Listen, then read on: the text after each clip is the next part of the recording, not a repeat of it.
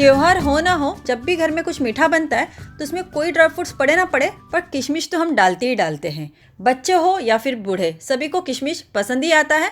But अच्छे quality का अगर आपको किशमिश खरीदना है तो मार्केट में आपको 700 से लेके 1000 रुपये 1 किलो किशमिश के लिए देने पड़ते हैं।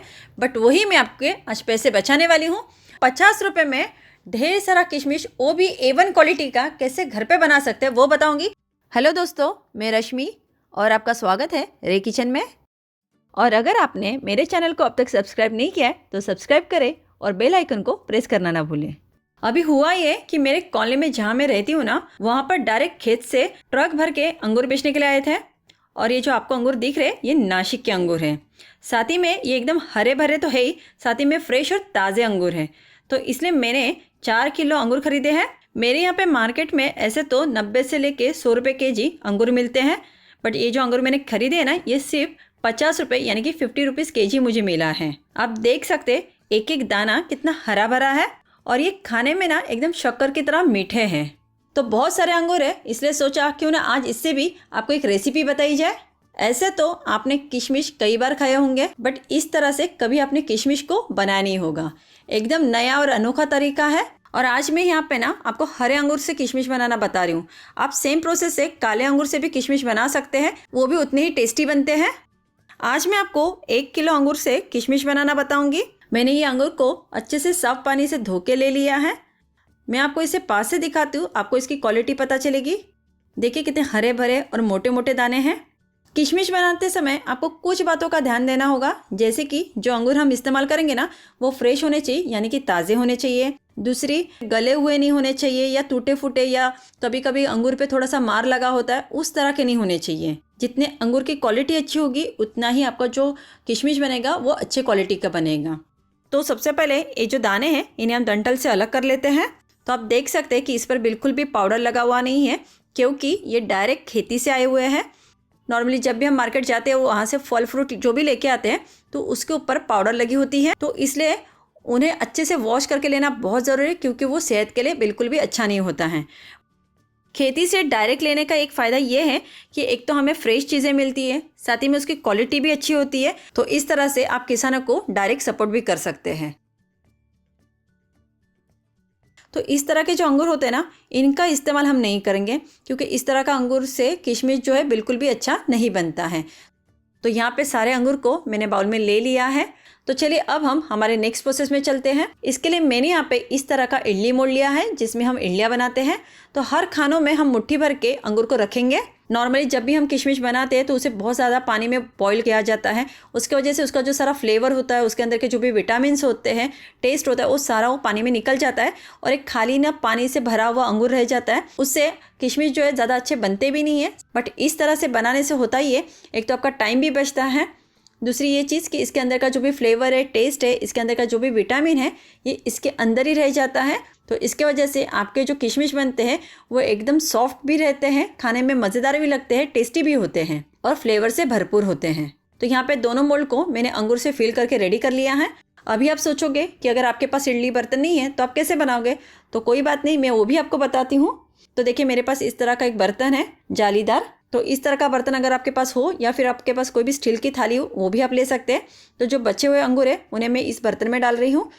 और इस बर्तन को भी मैंने तेल, घी, बटर से ग्रीस नहीं किया हुआ है। गैस पे मैंने इडली कुकर चढ़ाया हुआ है और इसमें मैंने 2 गिलास पानी को गर्म करने रखा था, जो कि अब गर्म हो चुका है। तो हम इसमें इडली का जो बर्तन है इन्हें रख देंगे और इसे ढक देते हैं। आँच को मीडियम फ्लेम पर रखेंगे और इसे हम 7 से 8 मिनट के लिए स्टीम होने देंगे। उसी तरह मैंने दूसरे साइड पे एक भगोने में पानी गर्म करने रखा था। इसमें भी मैंने सेम 2 गिलास पानी लिया था, जो कि अब गर्म हो चुका है। तो इस बर्तन को भी हम इसके ऊपर रख देते हैं। इसी तरह कढ़ाई में भी इसे स्टीम कर सकते हैं, तो इसे भी ढक देते हैं और 7 से 8 मिनट के लिए आप इसे इसी तरह से स्टीम होने दें। आँच को जो है हम मीडियम फ्लेम पर रखेंगे। चलिए अंगूर को चेक कर लेते हैं। तो यहाँ पे आप देख सकते हैं कि जो अंगूर का कलर था, यानी कि जो हरे कलर के अंगूर थे, अब वो हल्के से पीले कलर के हो गए हैं, यानी कि इसका जो कलर था वो बिल्कुल चेंज हो गया है। और अगर अंगूर को उठा के देखें तो ये एकदम कड़क दाने थे, जो कि अब हल्के से सॉफ्ट हो गए हैं। और इसके ऊपर है ना कलर तो चेंज हो गया, साथ ही में इसके ऊपर है ना हल्की सी झुर्रियाँ भी आ गई है। तो ये परफेक्ट है। इसे ज़्यादा हमें इसे पकाना नहीं है, क्योंकि हमें इन्हें गिलगिले नहीं करना है। हल्का सा इसका जो क्रंचीनेस है ना, उसे हमें बरकरार रखना है। अब हम गैस को ऑफ कर देते हैं और इसे हम निकाल कर साइड में ठंडा होने देते हैं। दूसरी साइड में हम इडली वाला भी चेक कर लेते हैं। तो देखिए इसके भी दाने आप देख सकते हैं कि इसका भी कलर पूरी तरह से चेंज हो गया है। इसके ऊपर भी हल्की झुर्रियाँ नज़र आ रही हैं। तो गैस को ऑफ कर देंगे, इन्हें भी निकाल लेते हैं और अब हम इन्हें ठंडे होने देते हैं। इन्हें ठंडे होने के लिए ज़्यादा टाइम नहीं लगता है, ये फटाफट ठंडे हो जाते हैं। तो अब हमें ज़्यादा कुछ करना नहीं है, जो भी मेन प्रोसेस था वो हम कर चुके हैं। तो यहाँ पे मैं मेरे गैलरी में आई हूँ और यहाँ पे मेरे पास इस तरह का कॉटन का कपड़ा है जिसे मैं बिछा रही हूँ। वो इसलिए क्योंकि जो अंगूर है उन्हें हमें ड्राई करना है, यानी कि सुखाना है। तो इसे हम धूप में सुखाने वाले हैं, इसलिए मैं गैलरी में इसे बिछा रही हूँ। अब जो भाप में पके हुए अंगूर हैं इन्हें हम इस कपड़े पे डाल लेते हैं। कॉटन का कपड़ा लिया है और सुखाने के लिए आप इसी तरह का कॉटन का कपड़ा ले या फिर जो प्लास्टिक की पॉलीथीन होती है जो कि पापड़ सुखाने के लिए हम इस्तेमाल करते हैं, उसका भी इस्तेमाल आप चाहो तो कर सकते हैं। जैसे हम पापड़ सुखाते हैं बिल्कुल उसी तरह से इसे भी हमें सुखाना है। इकट्ठा नहीं रखना है, बस इसे स्प्रेड करना है जिससे कि अंगूर जो है एक दूसरे के ऊपर ना रहे। थोड़ी थोड़ी दूरी पे अंगूर को रखेंगे जिससे कि उन्हें सूखने में स्पेस मिले। तो सारे अंगूर को मैंने इसके ऊपर अच्छे से स्प्रेड कर दिया है, यानी कि फैला दिया है। अब हमें कुछ करना नहीं, बस हमें इंतजार करना है। तो इसे दिन भर हम धूप दिखाएंगे। जितनी ज़्यादा कड़क अच्छी धूप मिलेगी उतनी जल्दी हमारे किशमिश जो है बनके रेडी हो जाएंगे। किशमिश बनने के लिए एक दिन भी काफ़ी होता है अगर अच्छी धूप मिले तो। और अगर आपके पास ज़्यादा अच्छी धूप नहीं हो, हल्की धूप आती हो, तो आपको इसे 2 से 3 दिन लग सकते हैं। तो अब हम वेट करेंगे, इसे दिन भर हम धूप दिखाएंगे और रात जब हो जाएगी तब इसे अंदर लेंगे और इसे फैन के नीचे सुखाएंगे। तो देखिए आज ये दूसरा दिन है। तो देखिए इस अंगूर को मैंने दिन भर धूप दिखाया था और रात को मैंने इसे फ़ैन के नीचे रखा था। और अभी आप देख सकते हैं कि इसका टेक्सचर और इसका लुक दोनों भी चेंज हो गए हैं, कलर भी चेंज हो गया है। ये हल्के ब्राउन यानी कि गोल्डनिश हो गए हैं, साथ ही में सिकुड़ भी गए हैं और इनका जो साइज़ था वो पूरी तरह से श्रिंक हो गया है, यानी कि सिकुड़ के एकदम छोटे साइज़ के हो गए हैं। जैसे जिस क्वालिटी का, जिस साइज़ का आपका अंगूर होगा उसी तरह के आपके किशमिश भी बनेंगे। मैंने गोल मटोल लिए थे। यहाँ पे कुछ अंगूर आप देख सकते हैं कि पूरी तरह से सूखे नहीं है, तो इस तरह के अंगूर को सूखने के लिए थोड़ा सा टाइम ज़्यादा लगेगा।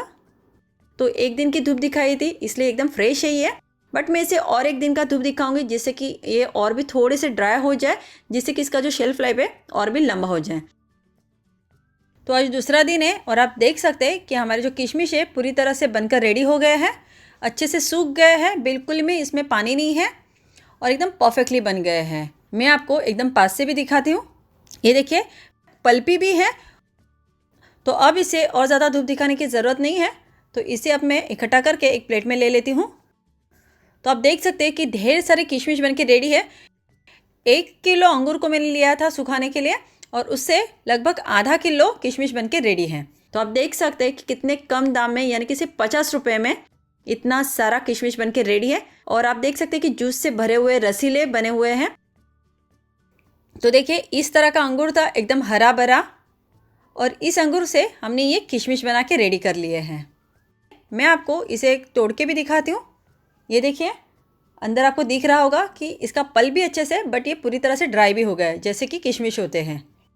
तो आप चाहो तो कोई भी एयरटाइट कंटेनर में भर कर इसे स्टोर करके रख सकते हैं, बट मेरे पास इस तरह का जिपलॉक बैग है जो कि आधा किलो का ही है।